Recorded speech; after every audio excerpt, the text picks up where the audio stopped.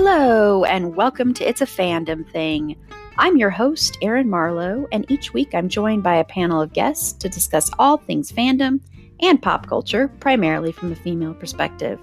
You'll find everything from fanfic, to cosplay, to Schitt's Creek, to Supernatural, and everything in between. So put on your favorite piece of fandom merch, set aside that fanfic that you're writing about your OTP, and sit back and enjoy this week's episode.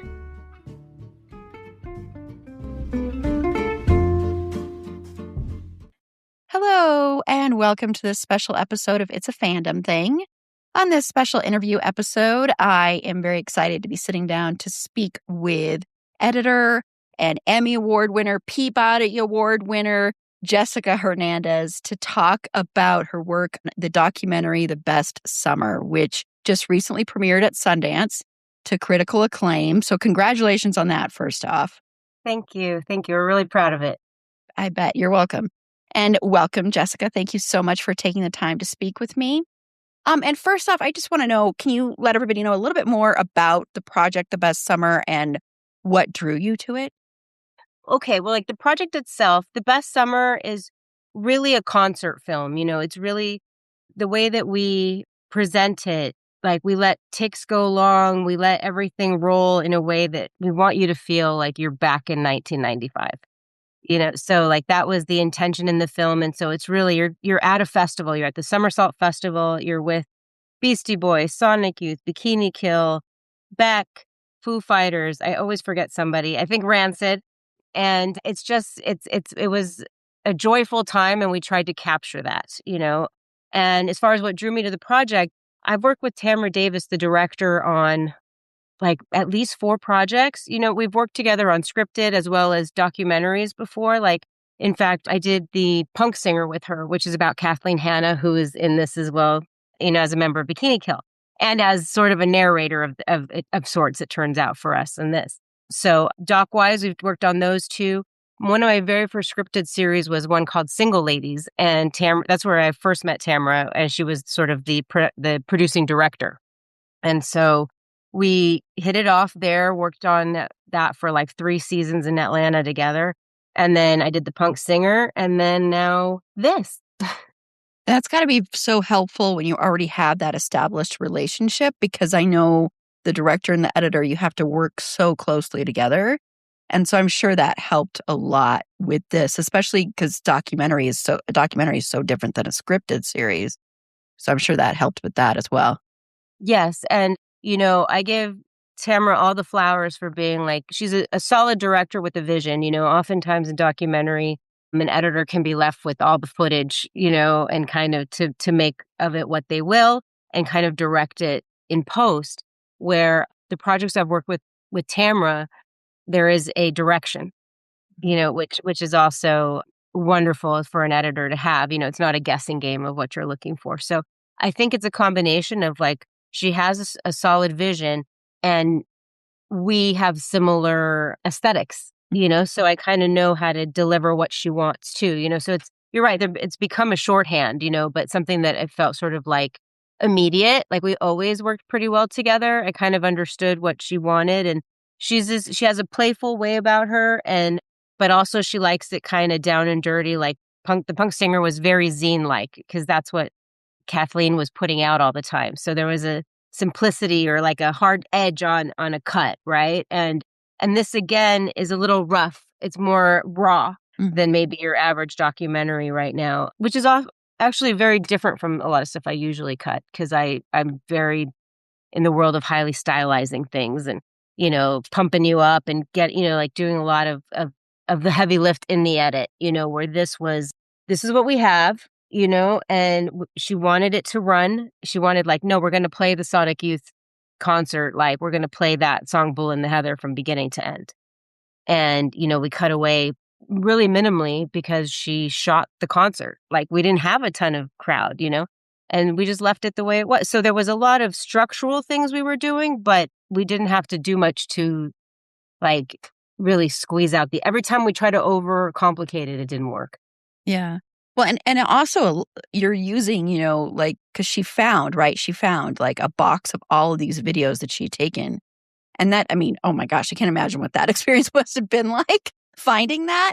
And so when you're working with footage that was already like there and preserving that experience, what is the challenges and then maybe the joys and the rewards of that? Well, the challenge is the first one that stuck out to me was, she went with her camera and she had just been newly married to Mike D of the Beastie Boys. So she'd already been a director in her own right. Billy Madison had already happened. And I mean, before that, she directed countless music videos. So anyway, when she went, it sounds really glamorous, but like being on tour with your husband is probably can get bored. So she took the camera for something to do, right? And even like there's an interview with Dave Grohl where he asked her, like, why are you doing this? And her and Kathleen are like, we're bored. So the original thing, like she was shooting, but there wasn't like a ton of intent other than like, let's see what we get here. And she has such a great eye that like there was still story in what she was shooting. And also these interviews got these sort of intimate quality to them because these people think they're just talking to Mike D's wife. Like it's like they're friends. So like they get a very different kind of interview. And so like I would say the very first like challenge was that because of all of that, she might be videotaping this and then just turn it off mid-song, or she started after the song had already started, so figuring out how to make something that's raw and choppy like that, how do we build that into a style, and I just was like, why don't we just lean into like video, like literally we'll put snow, let's cut it and move on, like, so it just feels like that, like you've turned it off and you turned it back on, and with that, once that device was used, with whether it be snow or whether I used, some fake, like I forget what it's called now, but like, sort of like a TV wave to it, I could use that to make edits where I needed to, so it became a help to me once we figured out a device for it. And that's also very 90s too. Yeah. That fits with the, as someone who, grew up during that time and everything, it's very, very 90s that fits with it. So it's cool that you found a way to do it that fits with the aesthetic and with the time period as well. So yeah. Yeah. I mean, one thing we did end up doing because it was going to be like an issue for rights was some of the videotapes she had, like literally it would cut to like a Western that she'd accidentally recorded over, and move on. And I was like, oh, that would be so cool if we could like use those as some weird like reference points, like, oops, but it became such a nightmare to like clear something like that we abandoned that. But yeah, it was really fun to just even see that was, just a blast from the past. Like, oh my God, how many videos did I have to record over, Yeah, I know. I still kick myself to this day. I had boxes of VHS tapes that I just like was recording stuff off TV and stuff. And I one day just went, I can't move these anymore. I've got to throw it away. And I will regret that forever because it's that kind of thing. You don't know what gems you're going to find on there. So yeah. Yeah. Can you talk a little bit about the difference between editing like a documentary and then editing like a scripted series or even a movie? Well, I think that because usually, I mean, a film, a TV series will have a script. So there is some structure in place from the top, where a documentary, you're creating that structure, So I think there's the amount of writing where even though any script, whether it's scripted or documentary, any film is rewritten in the edit bay. So like, I'm not saying that you don't rewrite when you're doing scripted or film, but your starting point on a documentary is like a blank page, And so it's like, well, what is this, And in this case, it was interesting. Like Tamara was here and she's like, well, how do we start this thing out? And I was like, why don't you just start with what you told me? You found the tapes, like there was a fire, you found the tapes. Turns out there's a whole movie in there, and that's how we open it, And again, it was this process of simplification where, at first we had VO and we had her doing VO and kind of contextualizing everything. But somehow that bumped, it felt like we were leaving 95 and also her voice sounds almost the same. So then it would get confusing on what was like in camera and what was her. And then we thought, well, maybe we'll just make you sound like you're in 95 and it'll just be like small narration. And there's teeny little artifacts of that left in the movie, but not as much as we had. And we ended up let's just write it on the screen. Like, it became just simplify. Every time we simplified, it made it stronger. And so we end up giving you whatever contextual information we want to give you on screen, and then we move on, and that turned out to be like just what this film wanted. Yeah, and I always try to stress on here, for people that don't realize how important editing is. Editing is like essential. Editing can, I believe, make or break a movie and can make a performance seem better and all that because you're, the different takes. And so I know also like narrative tension and pacing is so essential. And can you talk a little bit about that and how maybe you use that in this? Because I know in a documentary, people might think, well, why would that be necessary? But it makes sense to me that it would be necessary. So Yes. Oh no, it's super necessary. I'll say in this one, it's less so because of the raw quality, because we're letting things run. I don't create as many scenes. yeah. But in many documentaries that I have done, I feel that is quite necessary to create a tension, a scene quality that is just like narrative, like you're building a story, and within that there's oscillations you want to take the audience on, like anything that kind of runs like this doesn't usually work. Yeah. And so in doing that, like it's in everything, like those oscillations, like even when I do like an action, like a show with a lot of action, it's this is the most powerful stuff is when like a slow-mo punch and then you speed it up the minute of impact, or opposite, like it's creating that ebb and flow that helps you out. And I think in this we do that too. We're like I said, it was our biggest thing was structure because of its loose nature and the rawness of it. And so like our titles helped us like create a structure. And then within that I was like, okay, you have Kim Gordon, an interview with Kim Gordon. All right. So all these interviews that you've gotten that were just on the fly while you were there, why don't we sort of attach it to their performance? So like you'll see the Kim Gordon, then you'll see a Sonic Youth performance. Then maybe we're talking to the Rancid guy, then a Rancid performance. And it started to create a structure to itself, and then at some point around the midpoint of the movie, 3 bands, Beastie Boys, Sonic Youth, and Foo Fighters, continue on another tour into Asia, and the rest are left in Australia. And so then there's already like this sort of third act quality to that, because now and the nature of where they went, it looks so different. Like Australia looks so bright and happy, and the second half becomes, it's not like overly dark, but it was an interesting, like, this is what even rock stars are kind of like trapped in hotel rooms, And especially in that point in time, like something that may not come across as much as it would have, even 20 years ago was she has this footage of the Beasties in a hotel room, like making a, tinfoil weed pipe, and it's hilarious, but they're as desperate for like some pot in Thailand as anybody. And you're like, back then, like they could have been like super arrested for that. That wasn't, like now it's nothing, but like and the idea of it being on camera, again, like if it wasn't Mike D's wife sitting in that room, nobody would have ever gotten that kind of footage. Yeah. Yeah. It was interesting.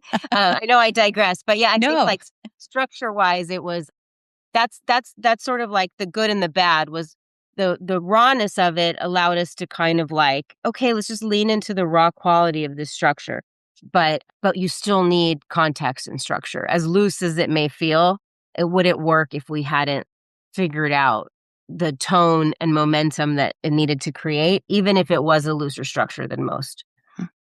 Yeah, and that makes sense because especially when you're dealing with like this kind of footage or you're dealing with music and art in general, you're making a documentary about art too. So I think, that you would have to have some kind of structure there before it kind of, unless it, because then you would kind of unravel, I would think, or like go nowhere or just be like a clip show, Exactly. So it was like, how do we get this to flow? And once we started like putting it in that way, once we kind of stopped experimenting, we did a loose structure and then we tried to experiment. Well, do I need you to know that like Kathleen, that she was in the Bull and the Heather video for them? Like, do I go out and show you this stuff about her? Or like, do you want to know that Kathleen and Tamara have had other shoots? Like she shot Kathleen in the early 90s wearing a ski mask that is like the Pussy Riot Matt, like Mhm. the Riot Girl, all of it goes back to this moment where Kathleen put this on when she was in a media blackout.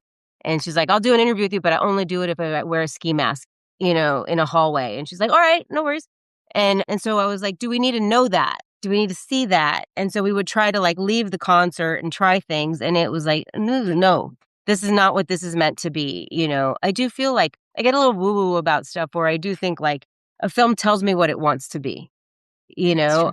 And so like this kept saying, no, don't overcut me, you know, leave me alone.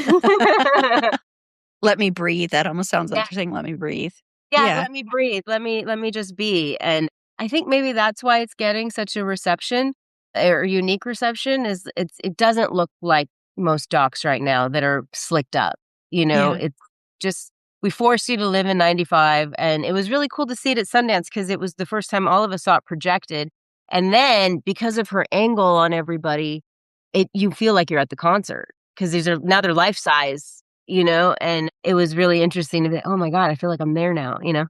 That's awesome. And so, speaking of Sundance, can you speak a little bit to that experience of, festivals and how important film festivals are and that whole world? Yeah, I mean, look, especially nowadays, I mean, it's so hard to get into something like that. And, Tamara's self-financed this whole thing. And so for us, it's very important, as far as like it's the reviews, the everything. I mean, they're still there right now. And, that's where like I get lucky as the editor. Like I don't have to deal with the money and all that stuff. But that's what they're working on right now. The producers are there, the interest is there. And so, yeah, the importance of being able to showcase your project on such a large stage or like out in front of so many people and film lovers, like it's a really cool place to be for that. I mean, Sundance and Robert Redford and all of it, like he really created a place where you could cultivate film and like loving a film. And of course, there is a like the superficial part of it. Don't get me wrong, but let's not pretend. But like, I do think there's like a core group of people that just love filmmaking, and when you find them at the festival and you can just talk about film, it's for me a joy. And I would think, especially now, because I know the industry is hurting in a lot of respects. So I'm sure now being in those places, it's even more precious in a way or beautiful. Yeah, Yeah. I would say exactly. It's more precious. Like we didn't know how good we had it. I mean, the last time I was there was with Budo in 2010. And the industry was in a very different place. Like there was not twinkle in the eye that it was going to be in its demolished. And so, yeah, and on top of it, it was the last year it will be held at Park City. So it was extra precious. Yeah, I bet. Yeah.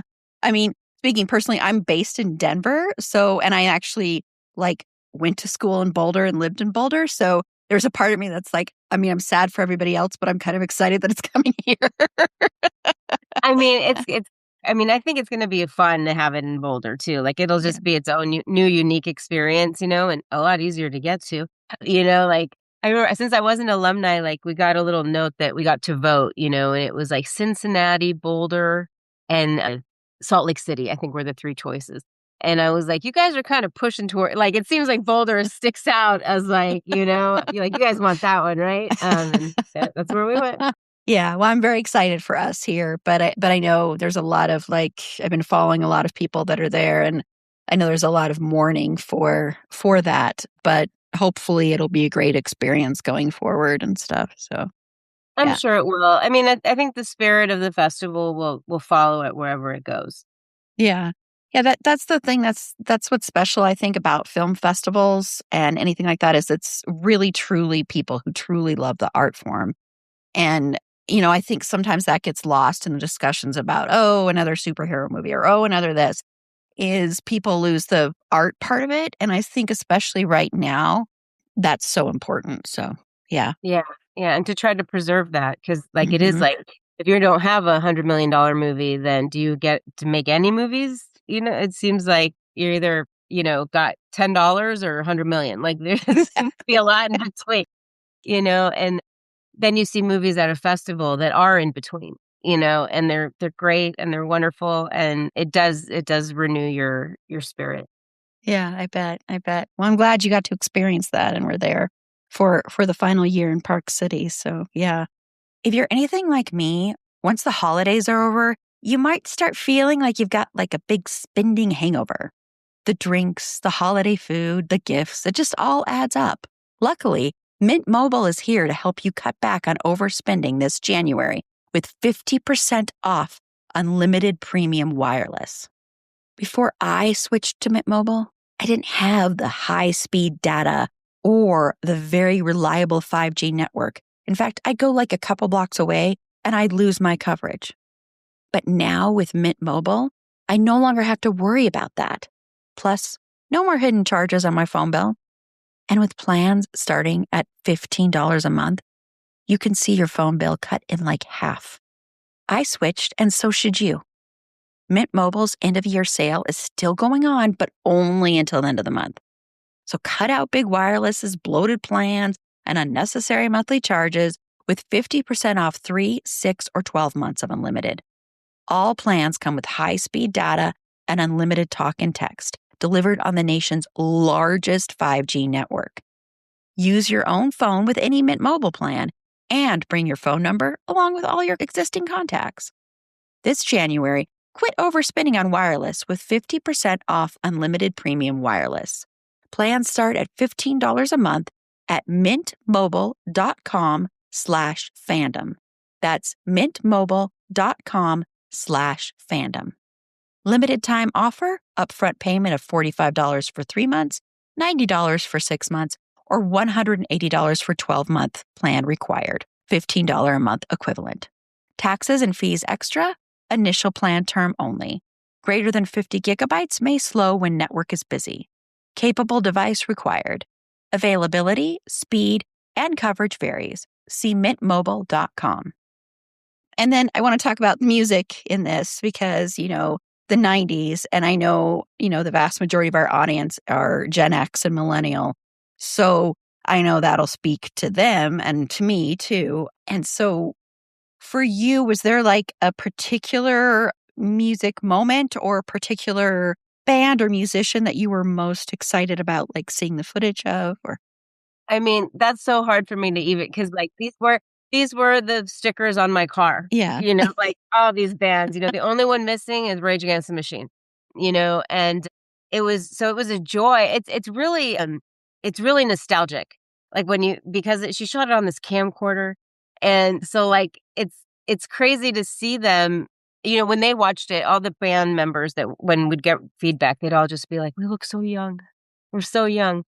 But to me, like, who's a favorite? I mean, I can't deny a Beastie Boy. Like, that is my, and their performances remind you how electric they were on stage. Like, just how much energy those three had together, and like to see Yauk alive and well is really cool. But their performances were probably my favorite. My second favorite, I'm going to say Sonic Youth. But it's a real, I love Bikini Kill. Like, I really love Bikini Kill. So that combination, I'm not sure which one I loved more, but I do think like the performances that we have, Sonic Youth has a more interesting sort of lighting and performance style that like you can be a little bit sort of, they're very hypnotic when they're on stage. But all of them, even I'd say like my least, fangirly one would have been Rancid, right? I knew their songs, but I didn't follow Rancid at the time, But even like the ones we picked, I was like, oh man, I know that song. I know, so there were even like the smaller one, it was still in the zeitgeist. It was still around me, in the 90s. So it really was like getting to live there for a while, even editing it, I just got to live back in the 90s. And the crowds, there's no phones. They're just there, is so like, wow, they're just experiencing this, Yeah, that part, especially because now it's you go to a concert and it's just people are filming the concert. And I know there are some bands that have like a thing now where they have you check your phone in and you're not allowed to do that because it does take away from that experience and that communal experience and that experience with the band, because looking at a band through your phone is not the same as seeing them right there on stage. There's nothing quite like live music. So Yeah. And who's watching your thing? Well, who needs that? Like, go to YouTube and watch 45 other versions of the Beasties on stage. You know what I mean? Like, watch them and like be here in the moment, not recording it or like for cloud or whatever they're doing. Like, or take a picture and be done with it. But like, it's crazy. I find it so disheartening sometimes. You're just like, just be here because it also distracts your experience. Yeah. Right? Like, or at least for me, it does. Then I'm just kind of looking at them and their phone. Yeah, it does. It does. I think that's kind of become this norm that, same thing in movie theaters. People unfortunately do it at movie theaters too. Don't talk to me about that. Like, I go to the Alamo specifically because they won't let you. Did you, then you haven't heard then, have you, what they've No. decided to do? I don't know if I want to break your heart. Have they stopped that? Well, no, they're starting in mid-February. They're going to let you order food on your phone throughout the movie with a QR code. They're taking away like people coming and taking their orders. I'm sorry, I didn't mean to break your heart. Oh no, here I was trying to shout them out. And even the Alamo has gone the way of the dodo. I know. I love them too. They're my favorite. And I did recently on one of our episodes, I complained about the fact that they're doing that. So they're getting a lot of pushback. So okay, I'm going to make a phone call. I'm going to email somebody. I will add my voice to this because like it was literally the one place I could sort of go, I don't have to like fight with the guy next to me or ask him to put his phone away. I can push a button. Someone will come deal with it and it'll be done. It's like the safe space. And the curated pre-shows, all of that stuff. So, yeah, it's sad. So I'm sorry, I didn't mean to break your heart. It's okay. These days, that's probably the least worst thing I've heard. That's true. In a week. So, that's true. That's true. And I did want to ask about that. That I think it's interesting at this coming out around this time with 90s music and the power of 90s music. We talked about earlier last year in September, we do our music month. And we talked about grunge for that month and the power of that music. And are you hoping maybe, and I don't know if this is at all anything you talked about or Tamara talked about or anything, but hoping maybe the music can, I don't know, inspire people, especially right now? I mean, I hope so. I mean, I feel like the people of Minnesota are being pretty punk rock right now. Yeah, agree. in their way. So like, I think the spirit of punk rock lives on. I do hope it does hit a new generation. I feel like, the Gen Xers, I think, are just going to like it. It's just going to remind them. But actually, to that point, the reason I have hope of that, too, is Tamara's children watched it. And, as cool as Tamara and Mike D are, you're never cool to your kids, know? And so, like, they're just like, whatever. And they saw this and they're like, this is cool, Mom.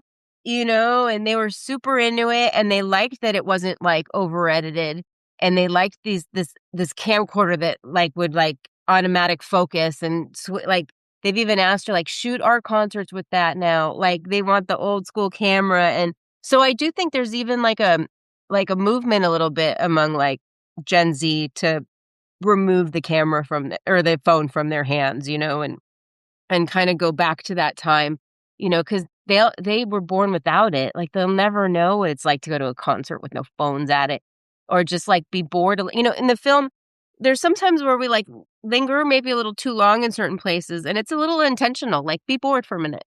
Like know what it's like to like live here and not pick up a phone and just be here. And I feel like that's a lost art a little bit. Like boredom is where inspiration like is born.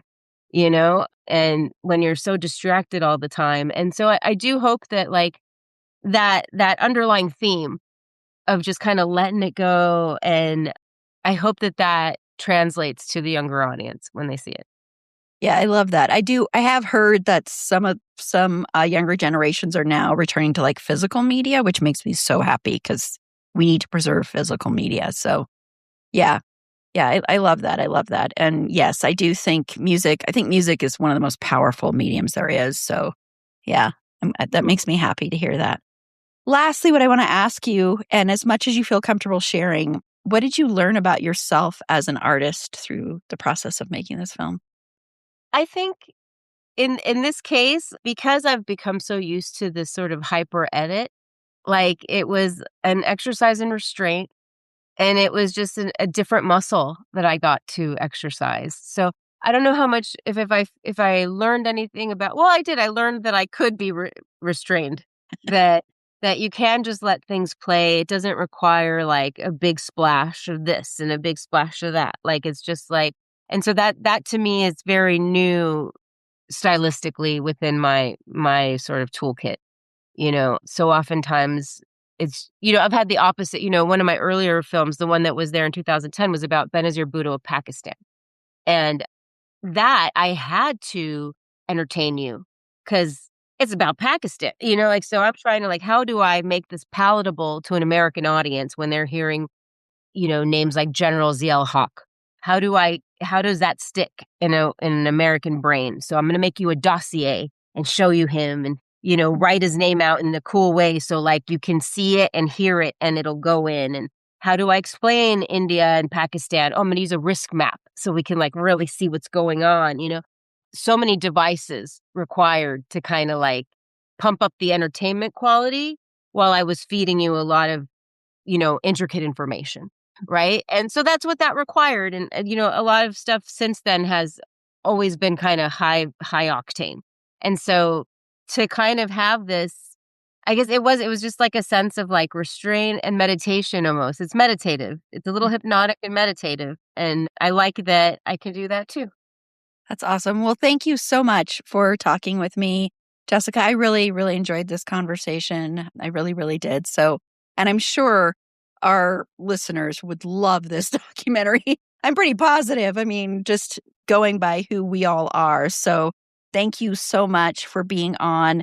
Do you have any other information about are there any updates? I'm sure there aren't necessarily with the documentary, are there? Or? Not really. I mean, if you happen to be at Sundance, I think it's playing a few more times this week. But outside of that, I think it's like right now is the process. You know what I mean? Like right now is when they'll sell it. I know that Tamara has high hopes. And also like she's in a position to negotiate this because it's hers only to deal with, is she really wants it to have a theatrical release. Yeah.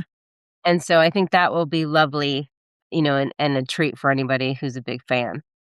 So we'll see. But she's really pushing for a theatrical release, whoever does buy it.